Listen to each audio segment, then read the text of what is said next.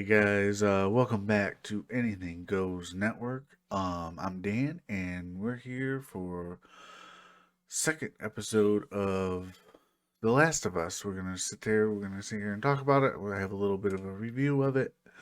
I just got done watching second episode.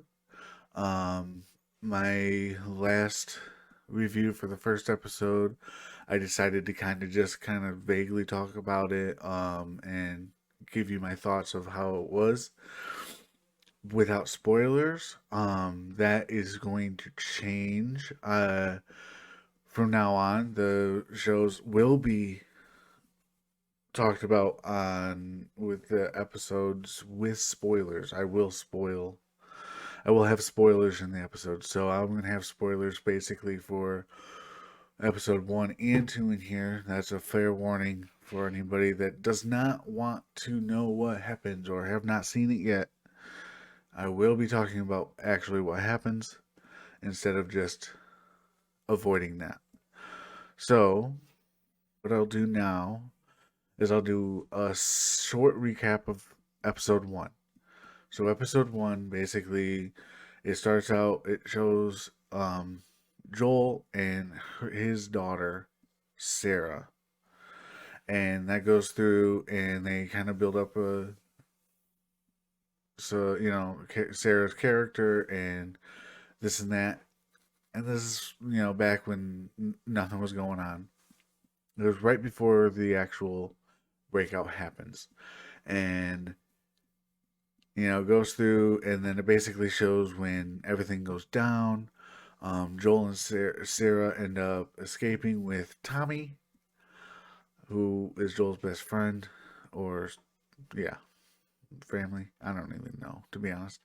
Um, they end up escaping, trying to get out of the city. They end up getting through the city. It's a whole action scene, a lot of craziness going on, very um, chaotic, and it's one of the best scenes ever, to be honest. Ended up getting a plane crashes into the city. One of the pieces of shrapnel hit the window as they're driving away. Causes them to crash. Cuts to them waking back up. Sarah's leg is messed up. Joel has to carry her around. He gets chased by one of the infected through these fucking buildings and whatnot. And the whole thing goes, they end up escaping that. And then they end up getting and running into a military person who stops them. And since he was carrying Sarah, they instantly were saying, she's not sick, she's not sick. She's injured, blah, blah, blah. Well, he ends up getting a call from, the higher ups or whatever. Basically, they end up ordering him to kill them both. And before he got shots off. They rolled away, and then Tommy ended up coming and killing him. Well, Joel got hit, but he didn't die. Sarah ended up getting hit and died right there.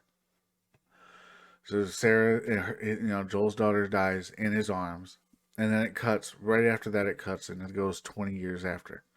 So if it cuts into 20 years. He's been dealing with it for the whole time. He's in Boston now.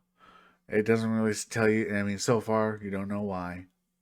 Um, and he kind of has this partner Tess now, who they're not good people. They're kind of like going around. They're trying to you know get out of whatever the hell they're doing. They have the government. It's all over the place. They have this almost like a resistance group called Fireflies, that they're trying to, I guess, secretly find a cure. I mean, it doesn't get too far into it as much. It just mentions there's a group Firefly, there's Fedra, which is like the government, and it's super strict. You have like you can't be out past 6, so you got to be inside and this and that. There's all these rules. Their currency is like pieces of paper and like stuff like that. And there's really life. It's just sucky. And for some reason, Joel and Tess are trying to get a battery, get a truck to get the fuck out of there, basically. And it ends up going through. They introduce Ellie, because Ellie was captured because from of the Fireflies from Marlene, who they were basically tied her up and they tested her every day, trying to make sure to see, hey, is she gonna turn or what? Because usually it takes within 30 hours you're fully infected and you're attacking other people. Like it's no time at all.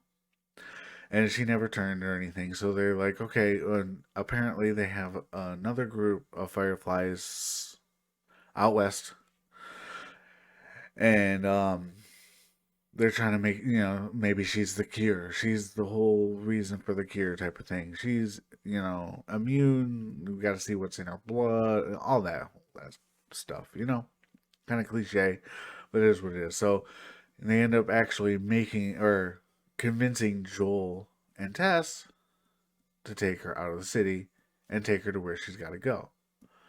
And basically, when they leave, they end up they're like, okay, if you do this for us, we'll give you everything you need: a truck, a battery, anything you need, all that stuff. No questions asked. So eventually, they said, okay, fine, and they end up leaving. And they just now get out of the city, and right at the end of the episode, the another person ends up another one of the guards or one of the government people find him, and it's actually someone that Joel knew. They kind of did deals with each other throughout the days. Um, but he was like, "No, I'm not having it. I'm going by the book. I need you guys to, blah blah blah." And they would start testing him. And at this point, Joel and Tess did not know that she was either infected and immune or that she was ever attacked. Honestly, they didn't even know why she was going over there. No reason. They didn't care. They were just like, I just need to get this done to get my stuff. And of course, they ended up testing her. When they started testing her, she turns around, stabs him in the leg, and tries to get away. Joel ends up having to basically beat him to death and took his gun. And that's when they finally find out, okay, that she got bitten. And she had to like convince them pretty much like, no, I am not sick. Like I don't get sick from it, type of thing. And that was the end of the first. That's the first episode. I was about as quick as I could do it, and it was probably like 10 minutes long. But that was the first episode, so that's everything that happened. And it goes right into the second episode. They, well, really, what they did was they kind of put more of a perspective, or like I guess in Indonesia or some other country, faraway land. They were showing like basically how they figured out what it was and how basically they were like, yeah, there's no vaccine for this. They had a lady, testing this, dead corpse out that was, found attacking people and trying to eat them and stuff. And it was like one of the main like people that studied this specific fungi for her whole life. And this fungi was never supposed to be able to live in humans, but if obviously they had evolved and it's now and be able to spread through humans. And she basically was like, there is nothing we can. And they said, what do we do? And she's like, bomb everything. They literally just like, it's over. And then that's pretty much a little snippet of like, okay, everything's fucked, right? So then it goes right into, continuing where they're like basically in this building and she's still like trying, she's like, dude, I got bit this long ago. I don't know why I'm not infected. She's showing the mark. She's like, this is what they're doing. This is the reason why they're taking me. Even though she wasn't really supposed to tell them. So eventually they're like, okay, fine. And really, this episode didn't have a whole lot go on. The actual what happens can be done pretty shortly. But at the same time, it was really well done. I mean, so really, what it was them pretty much traveling through the city, and they kind of talk here and there. They're talking about how this how it spreads,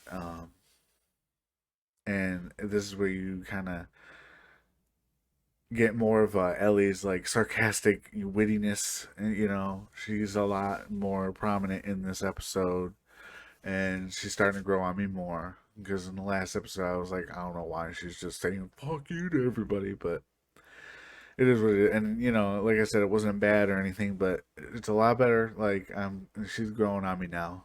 The actor that plays Ellie, and then Joel and Tess, they've already been through these areas. They kind of like, you know, give you little hints and clues that they talk about like, oh, this area, this place must have been cleared out already, or like they knew, like they've been through it before. Um, but what they did, so basically, there's this part where they're looking out and they just see piles of fucking infected, and you can see whenever they move, they all kind of move, right? Like they're almost like connected. And they explain there's kind of like a different version of it from deviant from the video game. So like basically this fungi can grow underground also, and it's all kind of connected. Like almost like I guess if you, let's say, you mess with a piece of the fungus here and there's a horde half a mile down, if that's connected into that same fungal that's grown through underground, I guess, that is almost like a vibration or like an alarm, and that horde can be alerted and they'll just come straight towards it, which is kind of neat and also terrifying in a way. Like you just like, and no matter what you don't do, like eventually there's going to be a horde coming after you. I don't know. So it talks about that a little bit, and then they go into this museum, and they got to go through this museum, and they already know what's in it, like the Joel and Tess. They just didn't know if it was still in there, I guess, and that is where they introduced the clickers, and this is a big thing because being a fan of the game or whatever, you really want these clickers to be done right. And that's a very specific, like they're still humanoid like looking, but their whole heads are just deformed into this like weird like fungus mushroom crap looking grossness, and they can't see anything, but they can hear you. And it's like they hear everything. So you have to be basically silent in these areas or you're just going to get attacked. And so, of course, Joel sits there and sets it up, saying, oh, from now on, we're going to be silent. And then they start going up these stairs, and it's like a cartoon sneaking up the stairs noise the whole time. It's like the loudest scene ever right after he says we have to be silent. Fucking made me chuckle, but whatever. And of course, they're just loud the whole time. And then so finally they get into a room, and then you hear the click, the clicking, hence the clickers. So finally you're like, okay, this is it. For a person that knows the game, get this is where they're gonna introduce clickers. Great. And let me tell you, they did a good job. I don't know. At the very first, when you first see them, and the way they were started kind of like running like a fucking gangly person, I was like, wait, what? But the more throughout the scene, they did a really good job.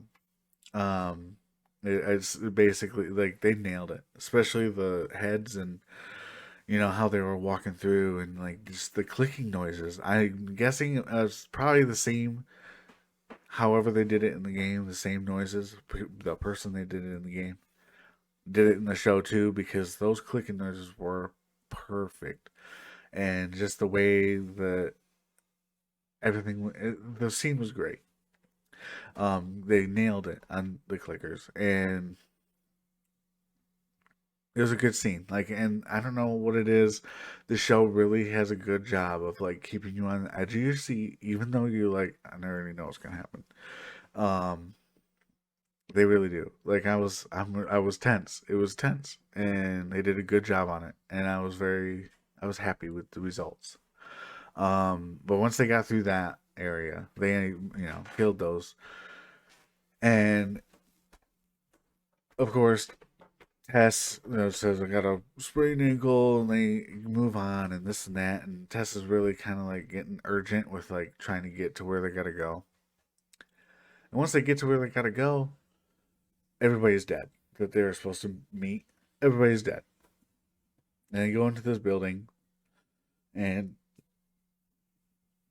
by the way, whoever plays Tess, I don't know the actress's name, but Tess has become my favorite character that has only been in these two episodes.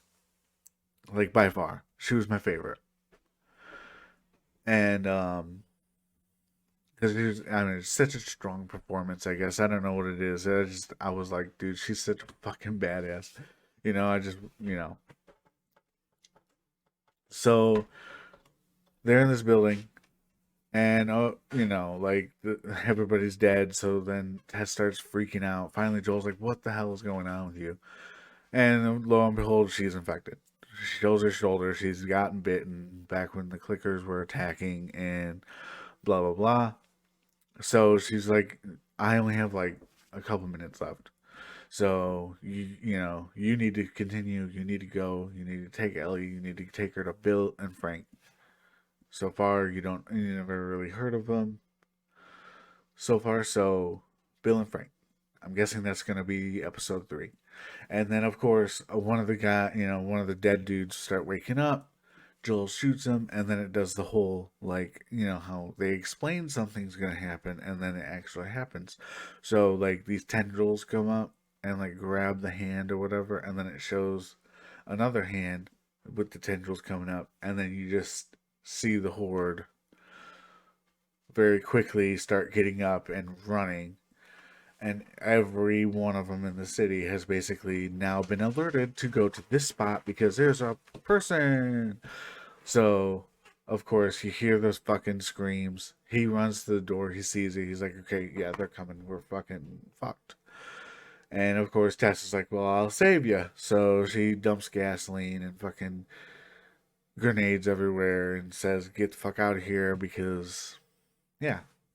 So which is they kind of stare at each other for a minute, and then Joel just says, all right. And then they get the fuck out. While Ellie's, pissed, like, no, we can't leave her. But Joel knows it. He gets it. He knows what's happening. So, yeah, and then they start coming through, and the weirdest part in the whole show so far happens, and one of the dudes stop, and they start looking. They come up right to her, and starts fucking making out with her with the tendrils and all. It was the fucking weirdest shit. I don't get it. I don't know why they did that, but it is what it is. And he lit a fire, and the whole fucking bottom floor of the building exploded. And they all ended up dying, with her inside. Joel and Ellie obviously were outside the building already, and that's really how it ended. And then the credits rolled. So far, I'm still really hooked. It's still really good, so well made. Low, like down to the music, the setting. The actors are great. I haven't seen any. I know they're gonna introduce a couple more people here next week with the Bill and Frank characters, and I'm sure they're gonna just do just as fine. I mean, I can't imagine them being like bad. So I'm really excited. I'm gonna put the episode 2 down to about an 8 out of. It was an 8 out of 10. It was still a really good episode. There's a lot of setup. There's basically 2 really nice scenes in there that were action packed. There was a lot more, I guess, like talking. I know they're still setting up the environment and all that, and trying to get people to get on board with what's going on. So it was a little bit of a slower one, but they nailed it on the fucking clickers. Really cool with that.